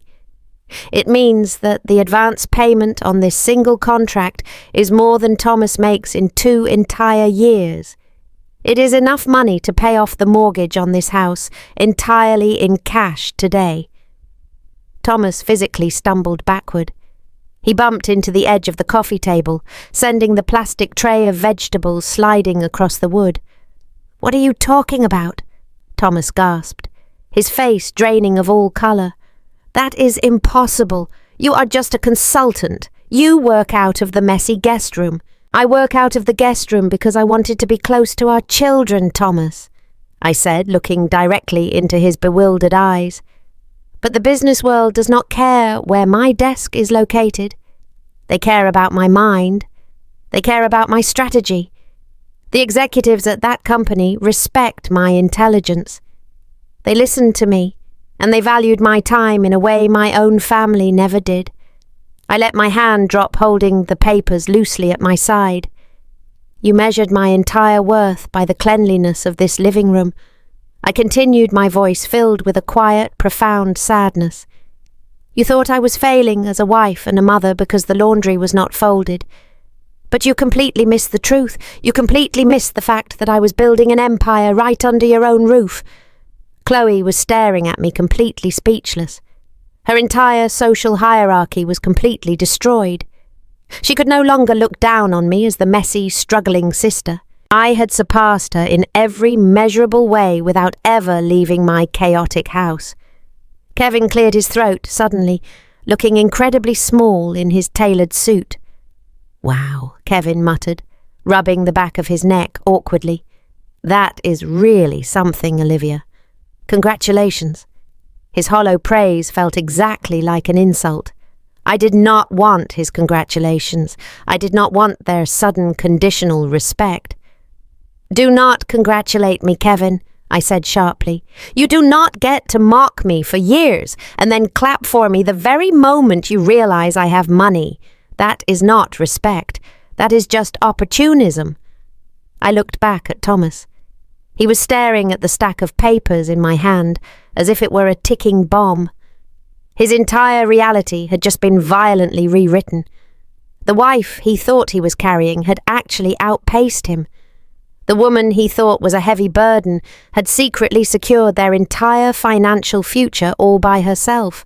"You thought I was having a breakdown, Thomas," I whispered softly, my voice echoing in the quiet room, "but I was having a breakthrough. I stopped folding your shirts because I was busy securing our future. But more importantly, I stopped because I finally realized I am worth so much more than being your unappreciated maid." The emotional disconnect in the room was absolutely staggering. They were standing in my messy house, surrounded by their own shallow judgments, entirely separated from the brilliant, capable woman who had been living right in front of them for over a decade. The silence in the room stretched on longer than before, heavy with the undeniable weight of the truth. No one moved to pick up the fallen cherry tomatoes. No one shifted their weight on the dusty rug. They just stared at the stack of white papers in my hand, as if the documents were glowing in the dim light. Thomas looked like a man who had just watched his entire house burn down, realizing entirely too late that he was the one holding the matches. His breathing was shallow and erratic. He looked from the papers up to my face, searching desperately for a trace of a joke or a lie. He found nothing but absolute unyielding certainty. Chloe slowly lowered herself back onto the couch, her emerald dress wrinkling beneath her. She looked utterly lost. The perfectly curated world she lived in, where she was the successful older sister and I was the chaotic mess, had simply ceased to exist. Her entire identity, built on looking down at me, was completely shattered in an instant. Kevin took a sudden, awkward step toward the front door. He looked like he wanted to bolt, terrified of the raw emotional honesty filling the room. He was a man who only dealt in cheap insults, and he had absolutely no defense against undeniable massive success. Thomas finally swallowed the sound incredibly loud in the quiet space. "Olivia," he whispered, his voice trembling so badly it barely sounded like him. "I had no idea," he said, shaking his head back and forth. "I did not know you were doing all of this." I looked at him, feeling a deep, profound exhaustion wash over my bones. "That is exactly the point, Thomas," I said softly. "You never asked. You never looked closely enough to actually see me. You only saw what you wanted to see. A convenience, a maid, a safety net. You saw a woman who existed entirely to make your life easier, and you never once wondered what I was building for myself." Chloe tried to speak next. She cleared her throat, a desperate attempt to regain some shred of her lost dignity. "Olivia, our family," Chloe stammered, holding her hands up in a weak, placating gesture. "We just want what is best for you. If we had known about this contract, we would have celebrated you. We would have supported your business." I turned my gaze toward my sister, letting my expression remain completely flat and entirely unbothered. "You would have celebrated the money, Chloe," I replied, my voice calm and crystal clear. You would not have celebrated me. You did not respect my late nights. You did not respect my hard work. You only respect the financial validation sitting in my hand right now. That is not love, Chloe. That is just social climbing, and I do not want any part of it. The absolute truth of my words hit her physically. She flinched, pulling her hands back into her lap, her face turning a deep, shameful shade of red. She looked down at the floor, unable to formulate a single argument. She knew I was completely right. Kevin finally spoke, his voice completely stripped of its usual mocking arrogance. "Well, this is a lot to process," Kevin mumbled, staring blankly at his expensive leather shoes. "Maybe we should just go, Chloe. We should probably give them some space to work this out." For once in his entire life, Kevin had a very good idea. But before anyone could move toward the coat rack, Thomas took a desperate step toward me. He reached out his hand, his fingers trembling slightly, wanting to touch my arm. He wanted me to comfort him. He wanted me to tell him that everything was going to be all right. He wanted the old Olivia to rush in and manage his immense, crushing guilt. I took a very deliberate step backward. I did not let him touch me. Thomas let his hand fall slowly to his side, his face crumpling in pure, unfiltered pain. He finally realized that the damage was permanent, and he could not fix it with a simple apology or a sad look. He had broken my trust over a decade of neglect, and he was finally feeling the sharp sting of the consequences. I looked at the three of them standing in the ruins of their own arrogant judgments. I felt absolutely no urge to make them feel better. I did not want to ease their profound discomfort. They needed to sit in the horrible, suffocating guilt they had spent years carefully earning. "I am going upstairs to check on Emma and Noah," I announced, turning my back on them. "The food is in the kitchen. If you are hungry, you know exactly where the plates are." I walked toward the staircase, my footsteps steady and calm on the wooden floor. I did not look back. I climbed the stairs, feeling lighter and stronger with every single step. I left my husband, my sister, and my cousin standing in absolute silence, completely surrounded by the dusty, messy reality of a home I was no longer going to carry for them. When I reached the top of the stairs, I heard the heavy, awkward sound of the front door opening and closing softly. Chloe and Kevin had left entirely too humiliated to stay for dinner. I walked down the quiet upstairs hallway and opened the door to the children's room. Emma and Noah were sitting on the edge of the bed, looking frightened. They had heard the yelling. I walked in and sat right between them. I put my arms around their small shoulders, pulling them close to my sides. I kissed the top of their heads. "Everything is going to be okay," I whispered softly. "The yelling is entirely over. We are just going to have a different kind of Thanksgiving today." They leaned into me, seeking comfort. I held them tightly, feeling the strong, steady beat of my own heart. I was no longer the frazzled, anxious mother trying to maintain an impossible illusion of perfection. I was a calm, anchored presence. I was a woman who had finally found her true voice. Downstairs, the house was entirely silent. There was no clattering of dishes. There was no television playing loudly in the background. I knew Thomas was standing in the messy kitchen, staring at the foil containers of cold food. He was standing in the exact spot where I used to fall asleep, exhausted from carrying his life. He was finally feeling the crushing weight of the invisible burden. The reality of my words was sinking into his bones, cold and undeniable. He had lost the old version of me forever, and he had absolutely no idea how to survive the new one. The hours passed slowly, blending into the quiet darkness of the late evening. I stayed upstairs in the children's room until they finally fell asleep. I read them 2 long books, keeping my voice gentle and steady. When their breathing grew deep and even, I quietly closed their bedroom door. The house was completely silent.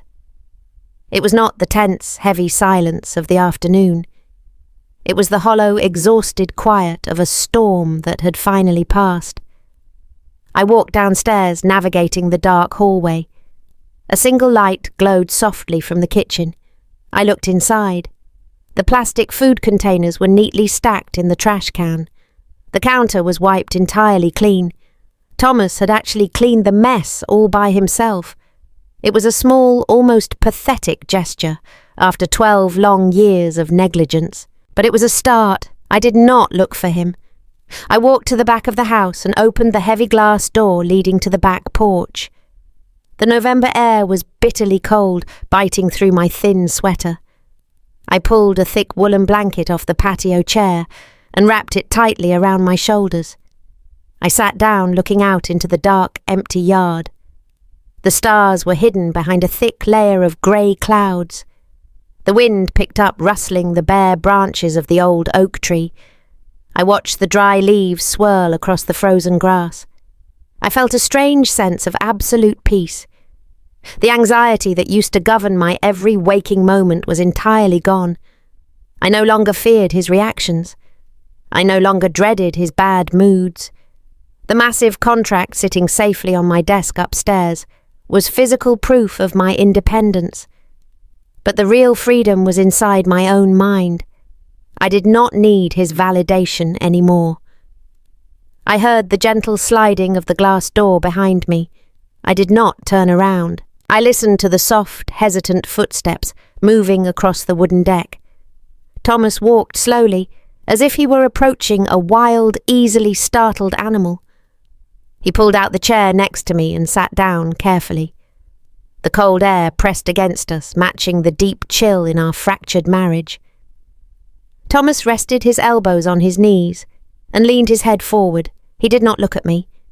He stared down at his own hands. He was no longer wearing his nice blue button-down shirt. He had changed into a faded grey sweater and old sweatpants. All the arrogant bluster and the loud defensiveness had been completely stripped away. He looked incredibly small and profoundly tired. I did not offer him a warm smile. I did not ask him if he was okay. I just sat quietly, letting him initiate the conversation. I was entirely done doing the emotional heavy lifting. "I am so sorry," Olivia Thomas whispered, his voice trembling in the freezing air. I did not say a word. I waited because a simple apology was nowhere near enough to fix the immense damage. I sat in the kitchen for 3 hours. Thomas continued, taking a slow, shaky breath. "I thought about everything you said today. I thought about the 12 years of this marriage. I tried to remember the last time I actually planned a date or bought a birthday present without your direct instructions. I tried to remember the last time I asked you how you were feeling without expecting you to immediately fix a problem for me." He paused, swallowing hard. The silence stretched between us, heavy and undeniably honest. "I could not think of a single time, Olivia," he admitted, his voice breaking completely. "I have been completely blind. I was so incredibly comfortable in the life you built around me that I never once looked up to see the terrible price you were paying for it." I pulled the woolen blanket a little tighter around my neck. "You were not blind, Thomas," I said softly. "You chose not to see. It was easier to believe I enjoyed being exhausted. It was easier to believe I did not have my own ambitions because if you admitted I did, you would have to actually help me achieve them." Thomas closed his eyes, accepting the sharp, painful truth of my words. "You are right," he whispered, a single tear escaping and running down his cheek. "I thought my paycheck was my only responsibility. I thought handing you money meant I was a good husband, but I let you handle all the actual living. I let you handle the children's sadness and the broken appliances and the endless, exhausting schedules. I treated our marriage like a hotel, and I treated you like the management." He turned his head, finally looking directly into my eyes. His gaze was entirely stripped of ego. There was no anger left in him. There was only a deep, profound regret. "I saw the papers," Olivia Thomas said, his voice filled with a quiet, overwhelming awe. I saw the contract on the living room table. I sat there, and I read every single page. You built a massive, incredible company. You did it entirely in the dark without a single word of encouragement from me. You are brilliant and powerful, and I treated you like an unpaid assistant. He reached out slowly, sliding his hand across the cold wooden table. He stopped just an inch away from my arm, not daring to cross the physical boundary without my direct permission. I do not know how to fix this, Thomas confessed, his voice dropping to a desperate whisper. I do not know how to earn back your respect, but I am ready to listen, Olivia. I am truly, completely ready to hear everything I have ignored for 12 years. Please just tell me what it actually felt like to be married to me. I looked at the space between our hands. I felt the cold wind biting my cheeks. The anger had burned itself out hours ago in the living room. What was left behind was a profound, quiet sorrow. It was the mourning of the years I had lost, pretending to be a smaller version of myself, just to keep his fragile ego intact. I looked back at my husband. He was finally completely open and entirely vulnerable. The defensive walls were entirely gone. He was not asking me to fix his guilt. He was asking me to share my pain so he could truly understand it. It was the absolute bare minimum of an equal partnership, but it was the very first time he had ever offered it. I took a deep, steadying breath, preparing to speak the hardest, most painful truths of my entire life. It felt like being a ghost, I said quietly, my voice barely louder than the cold wind. I lived in this entire house, Thomas. I slept in the exact same bed with you, but I was completely invisible. You did not actually see me. You only saw the convenient results of my invisible labour. You saw the neatly folded laundry and the hot dinners and the perfectly managed children. You never saw the exhausting, endless effort it took to create those things. Thomas kept his eyes focused on his hands. He did not move a single muscle. He just listened, letting my words wash over him. I looked out into the dark, frozen yard. I remembered a night about 4 years ago. I continued my voice, steady and clear. Emma had a terrible fever. She was crying and vomiting and burning up with heat. I sat on the hard bathroom floor with her from midnight until the sun came up. I held cool washcloths to her sweaty forehead. I sang to her until my voice was entirely gone. You slept through the entire night. When you finally woke up, you walked right past the bathroom door. You looked at me sitting there exhausted, and you complained that the coffee pot was empty. Thomas flinched violently as if I had physically struck him in the chest. A sharp gasp escaped his lips. That was the exact moment my heart started to break. I confessed, turning my head to look directly at him. It did not shatter all at once, Thomas. It broke very slowly, day by day, year by agonizing year. It broke every single time I had to beg you to do a basic household chore, and you acted like I was nagging you. It broke every time I tried to talk to you about my day, and you turned the volume up on the television. Paused, taking a slow, deep breath of the freezing air. You asked me what it felt like, I said, leaning back into my chair. It felt incredibly lonely. I was a married woman, but I was living the grueling life of a single mother. I carried all the daily anxiety and all the complex planning entirely by myself. If I dropped the ball, the entire family suffered. If you dropped the ball, I just quietly picked it up so you would not feel bad about yourself. I spent 12 years protecting your fragile ego, while my own feelings were completely starved to death. I watched the devastating truth sink deeply into his bones. I remember another time, I whispered, remembering the sharp sting of old disappointments. I had just secured my very first paying consulting client. It was a tiny contract. It paid almost nothing, but I was so incredibly proud. I ran downstairs to tell you the amazing news. I was practically vibrating with pure excitement. You were watching a football game. You did not even look away from the glowing screen. You just said, "That is nice, honey." And then you asked me what was for dinner. Thomas closed his eyes tightly. He pressed the palms of his hands against his wet face. "You crushed my joy. In less than 5 seconds," I told him, refusing to soften the blow. "You made me feel like my brain and my ambition were entirely irrelevant. I spent years carefully shrinking myself down. I made myself smaller and quieter so I would not inconvenience your comfortable life. I swallowed my own needs for so long that I completely forgot what they even looked like. I became a silent machine designed entirely for your comfort. And the absolute worst part, Thomas, is that you loved the machine. You loved the perfectly functioning system, but you forgot entirely about the human being who was running it." A quiet, broken sob escaped his throat. He did not try to defend himself.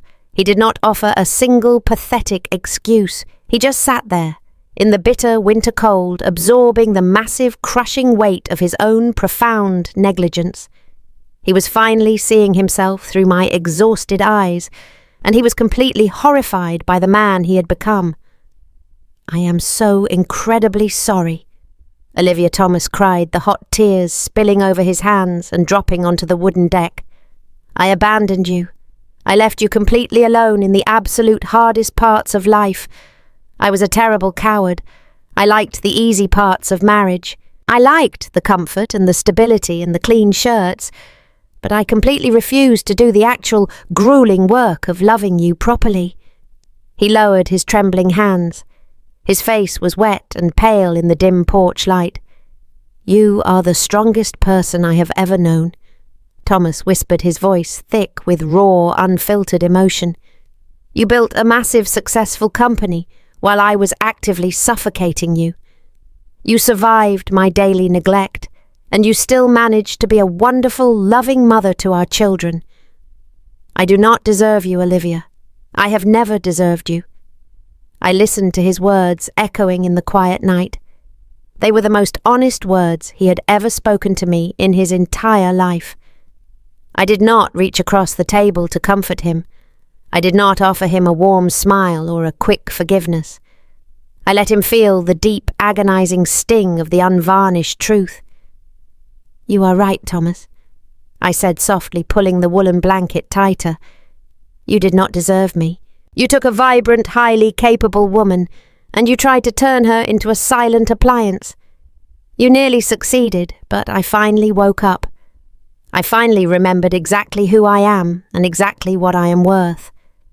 The cold wind blew across the porch again, swirling the dead leaves around our feet. We sat in the freezing dark, surrounded by the heavy, undeniable ruins of our old life. The false, comfortable foundation of our marriage had been completely demolished. There was absolutely nothing left but the raw, uncomfortable truth. And for the very first time in 12 years, Thomas was finally brave enough to sit in the painful truth right beside me. He was finally understanding the massive, undeniable weight of everything he had taken for granted, and everything he had almost lost permanently. The sun rose slowly on Friday morning. The pale, cold light filtered through the kitchen windows. I woke up at 7:00. My body felt incredibly heavy, but my mind was completely clear. I walked downstairs, wearing my warm slippers and a thick robe. The house was surprisingly quiet. I walked into the living room expecting to see the leftover disaster from the day before. Instead, I saw Thomas. He was wearing old jeans and a faded t-shirt. He held a large black trash bag in one hand. He was kneeling on the dusty rug, picking up the scattered plastic toys. He was wiping down the coffee table with a damp cloth. He looked up when he heard my footsteps. "Good morning," Thomas said quietly. "I wanted to finish cleaning the living room before the kids woke up. I know it is a mess." I nodded slowly. "Thank you, Thomas," I replied. I did not offer to help him. I walked past him and went straight into the kitchen. I made a fresh pot of coffee. The rich, dark smell filled the cold air. I poured myself a mug and sat at the small wooden table. I watched the steam rise curling into the morning light. The quiet peace was suddenly interrupted by the sharp sound of the doorbell. It was 8:30 in the morning. Thomas stopped wiping the table. He looked at the front door with a look of deep apprehension. I stood up from my chair and walked down the hallway. I opened the heavy wooden door. My sister Chloe stood on the front porch. She did not look perfect. She was wearing a simple grey sweater and dark jeans. Her hair was pulled back into a messy knot. She held a cardboard tray carrying 2 cups of expensive coffee. She looked tired and incredibly nervous. "Good morning, Olivia," Chloe said, her voice lacking its usual arrogant confidence. "I brought you a latte from that downtown cafe you like. Can I come inside for a minute?" I stepped back, opening the door wider. She walked into the entryway, bringing the freezing winter air inside with her. She saw Thomas in the living room holding a trash bag. She quickly looked away, suddenly feeling entirely out of place in our newly honest home. I led her into the kitchen. We sat down at the small table. She placed the cardboard tray between us. She wrapped her manicured hands tightly around her warm cup. She refused to meet my eyes. "I came over here to apologize," Chloe began, her voice tight and rushed. "Yesterday was incredibly tense. Kevin is a complete idiot, and he says terrible things when he is trying to be funny. And Thomas was acting entirely crazy. We were all just very surprised by everything. I am sorry that things got so out of hand, Olivia." I sat perfectly still. I did not reach for the expensive coffee. I listened to her weak surface-level apology. It was the exact kind of apology she always gave. It was an apology designed to shift the blame onto other people. She blamed Kevin for being cruel. She blamed Thomas for acting crazy. She blamed the situation for being surprising. But she completely refused to take any real responsibility for her own vicious words. "That is not an apology, Chloe," I said calmly. My voice was low and entirely firm. Chloe blinked rapidly, her eyes widening in genuine surprise. "What do you mean?" she asked, sounding deeply defensive. "I just said I was sorry. I drove all the way over here early in the morning to bring you coffee." "You are apologizing for the uncomfortable situation," I replied, keeping my posture straight. "You are not apologizing for your own behavior. You sat in my living room yesterday and you told me I was playing pretend. You told me my business was a little hobby. You completely dismissed my intelligence because it made you feel superior. Kevin did not make you say those things, Chloe. You chose to say them entirely on your own." She looked down at the table, her face flushing a deep, embarrassed red. "We are sisters, Olivia," Chloe whispered, her voice shaking slightly. "We are supposed to help each other. You've always been the grounded one. You've always been the one who holds everything together when my life gets chaotic. I just felt completely abandoned when you refused to help me with the dress on Tuesday." I let out a slow, heavy breath. I leaned forward, resting my arms on the wooden table. "I am your sister Chloe," I said softly. "I am not your personal assistant. I am not your emotional safety net. You completely confuse love with servitude. You think I am a good sister only when I am completely sacrificing my own time to fix your minor inconveniences." She started to cry. The tears welled up in her bright eyes and spilled over her cheeks. They were not manipulative tears. They were the real, painful tears of someone who was finally seeing her own ugly reflection. "I did not mean to make you feel small," Chloe sobbed, wiping her face with the back of her hand. "I was just so incredibly jealous. You are always so calm. You always know exactly what to do. And when you told us about that massive contract, I felt completely worthless. I realized that you are the successful one, and I am just pretending." I watched her cry, feeling a small, quiet ache in my chest. I did not want her to feel worthless. but I absolutely refused to absorb her pain just to make her feel comfortable again. "You do not have to put me down to build yourself up, Chloe," I said gently. "There is enough room in this world for both of us to be completely successful. But the old dynamic is permanently over. I will never drop my work to run your errands again. I will never sit quietly while you mock my choices. If you want to be my sister, you have to respect me as a completely equal adult. The condescension ends right now." Chloe nodded slowly, her shoulders shaking with quiet sobs. She took a deep breath and wiped her wet face. "I understand, Olivia." Chloe whispered, her voice thick with genuine emotion. "I really do. I will do better. I promise you I will do better." I looked at her, seeing a fragile, imperfect woman, instead of the terrifying older sister I had feared for decades. It was not a magical instant fix. The deep wounds of our childhood and our toxic dynamic would take years to completely heal, but a massive, undeniable boundary had been firmly set. The unwritten rules of our sisterhood were permanently changed. I reached across the small table and picked up the warm cup of coffee she had brought for me. I took a slow sip, tasting the sweet, rich vanilla. "Thank you for the coffee, Chloe," I said softly. She offered me a weak, trembling smile. We sat together in the quiet kitchen, drinking our coffee as the bright morning sun finally broke through the grey winter clouds. It was the absolute beginning of a deeply uncomfortable but entirely necessary new reality. 6 months passed since that freezing Thanksgiving weekend. The bitter winter slowly melted into a bright, warm spring. The heavy, suffocating tension that used to fill the hallways of our home had finally dissipated. It was replaced by a completely different kind of energy. It was not perfect, and it was certainly not quiet, but it was honest. It was a Tuesday morning in early May. I walked downstairs wearing my work clothes. I did not rush. I did not feel the familiar crushing anxiety of a chaotic morning. I walked into the kitchen and stopped near the doorway. Thomas was standing at the stove. He was wearing his work trousers and a white undershirt. He held a spatula in his right hand. He was carefully flipping pancakes on a hot griddle. Emma and Noah were sitting at the kitchen island. They were eating and laughing at a joke Thomas had just told. "Good morning, Olivia," Thomas said, looking over his shoulder. "I made the coffee exactly how you like it.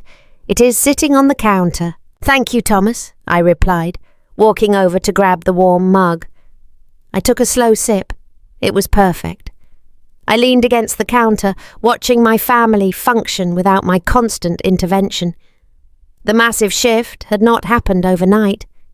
The weeks following Thanksgiving were incredibly difficult. We spent hours sitting in a small, neutral office, talking to a marriage counsellor. Thomas had to confront his deep-rooted entitlement. I had to confront my profound fear of conflict. We fought and we cried and we almost gave up 3 different times. But Thomas did not walk away. He stayed in the uncomfortable reality, and he actually did the grueling work. He started setting alarms on his own phone. He created a shared digital calendar, and he checked it every single evening. He learned the names of the children's teachers, and he memorized the grocery list. Noah jumped down from his tall stool. "I am finished with my breakfast, Dad," Noah announced, grabbing his empty plate. "Put it straight into the dishwasher, buddy," Thomas instructed, turning back to the stove. "And do not forget your permission slip for the field trip is sitting by your backpack." I watched Noah rinse his plate and load it into the machine. I felt a profound, quiet sense of awe. 6 months ago, Noah would have left the sticky plate on the table expecting me to clean it. Thomas would have walked right past it. The complete destruction of our old dynamic had finally allowed a real partnership to grow in its place. Thomas turned off the stove and wiped his hands on a towel. He walked over to me and gave me a soft, quick kiss on the cheek. "I have to leave for the office in 20 minutes, Thomas said, but I am picking up dinner tonight. We are having Thai food from that place you love downtown." "That sounds wonderful." I smiled, looking up at him. He looked at me closely, his eyes filled with genuine, quiet affection. "You have a big meeting today with the logistics team, do you not?" he asked. "Yes, I do," I replied, feeling a surge of professional pride. "We are rolling out the third phase of the new operational strategy. It is going to be a very long afternoon." "You are going to be absolutely brilliant," Olivia Thomas said firmly. He did not say it out of obligation. He said it because he truly believed it. He had watched my company grow over the last 6 months. He had seen the massive, complex spreadsheets, and he had heard me taking late-night calls with senior executives. He finally understood the sheer scale of my intelligence. He no longer viewed my work as a threat to his comfort. He viewed it as an incredible achievement, and he was genuinely proud of me. I walked down the hallway toward my new office. We had converted the large dining room into a dedicated workspace for me. It had massive bright windows overlooking the front yard.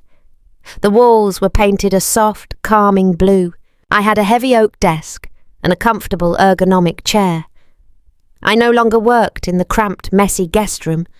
I worked in the centre of the house, completely visible and entirely respected. I sat down at my desk and opened my laptop. The house slowly emptied out.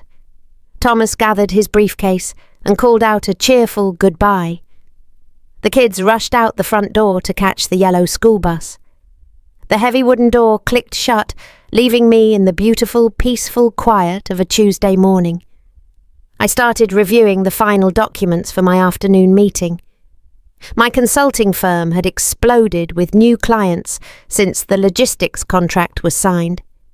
I had hired a full-time project manager and 3 junior analysts. We were growing rapidly, and I was entirely in control of my own destiny. The phone on my desk buzzed softly. I looked at the caller ID. It was Chloe. I answered the call, pressing the phone to my ear. "Hello, Chloe," I said warmly. "Hi, Olivia Chloe," replied her voice sounding relaxed and natural. "I know you are probably busy working. I just wanted to ask if you are free for lunch on Saturday. I found a new bistro and I thought we could try it together. Just the 2 of us." I checked my digital calendar. "I would love that, Chloe," I said. "Saturday at noon works perfectly for me." "Wonderful," she smiled through the phone. "I will send you the address. Have a great day at work, Olivia."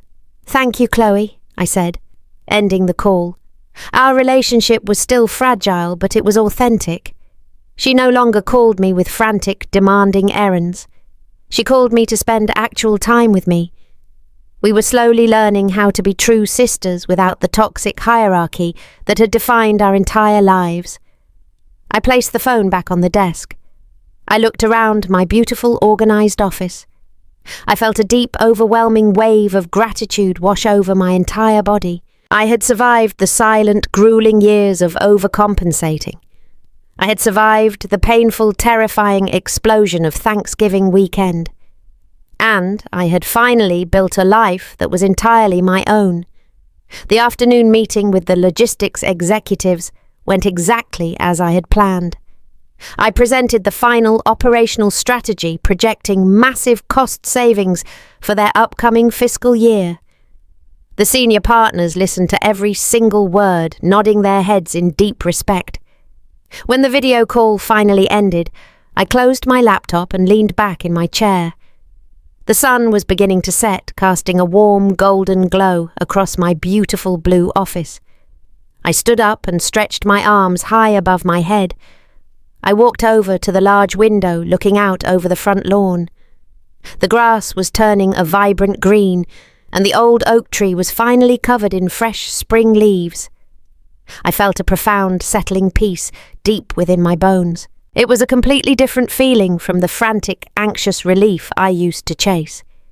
It was not the relief of finishing a massive pile of laundry or successfully avoiding an argument with Thomas. It was the quiet, unshakable peace of knowing exactly who I am and exactly what I am worth. I thought about the woman I used to be just a few short months ago. I thought about her standing at the kitchen sink, peeling potatoes while her family mocked her dreams. I felt a deep, overwhelming wave of compassion for that tired, invisible version of myself. She had worked so incredibly hard, trying to buy love and respect with endless acts of service. She truly believed that if she just did a little bit more, her family would finally see her immense value. But that is the terrible lie of overcompensating. People do not respect the boundaries you refuse to set. They do not value the labor you give away for free. When you make yourself small just to keep everyone else comfortable, you teach them that your comfort does not matter at all. I had to let the entire system break before anyone could see how much weight I was actually carrying. I thought about all the other women who might be standing at their own kitchen sinks tonight. I thought about the women who are swallowing their own exhaustion and hiding their own brilliant dreams just to keep the peace in a house that takes them completely for granted.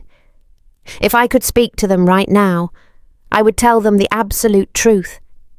I would tell them that the peace they are trying to keep is entirely fake.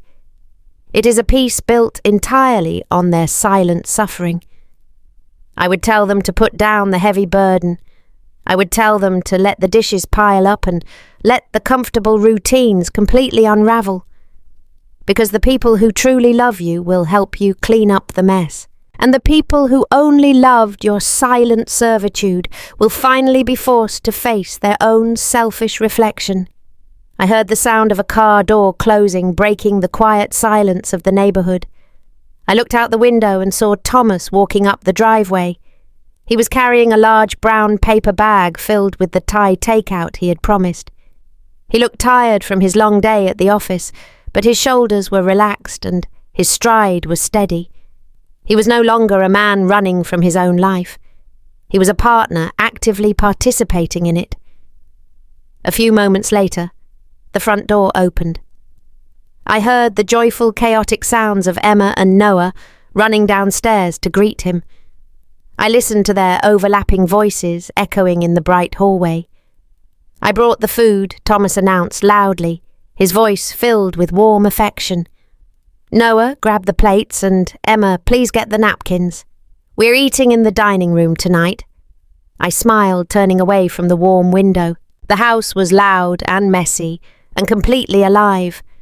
There were probably shoes scattered in the entryway and school papers piled haphazardly on the kitchen counter. The house was no longer a perfectly curated museum designed to prove my worth to a judgmental family. It was a real functioning home where the heavy burdens of daily life were finally shared by everyone who lived there. I walked out of my office and stood in the doorway watching my family set the table together.